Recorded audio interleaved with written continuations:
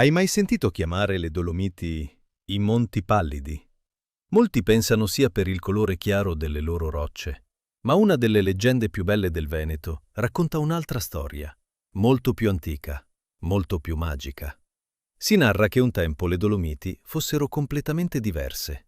Le montagne erano scure, ricoperte da foreste immense e prati selvaggi, e tra quelle valli viveva un giovane principe.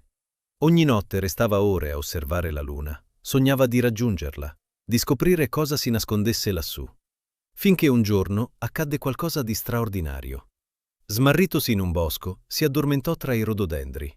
Nel sonno vide una fanciulla bellissima. Era la figlia del re della luna. Poco dopo, due misteriosi abitanti del regno lunare lo condussero davvero lassù. E il principe si innamorò. I due si sposarono e per anni vissero felici sulla luna.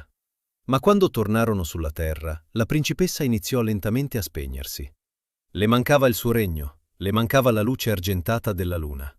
Disperato, il principe vagò per montagne e foreste alla ricerca di una soluzione. Finché incontrò il re dei Salvani, antichi nani che vivevano nascosti nei boschi. Fu allora che nacque un patto.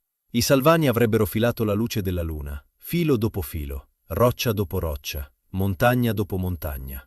E così fecero. Rivestirono tutte le Dolomiti con un mantello di luce lunare. Da quel giorno le montagne divennero chiare, pallide, luminose.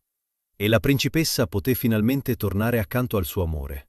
Per questo ancora oggi, quando il sole tramonta sulle Dolomiti e le rocce si illuminano di rosa e argento, qualcuno dice che non sia soltanto luce, ma il vecchio incantesimo della luna, che non ha mai smesso di brillare.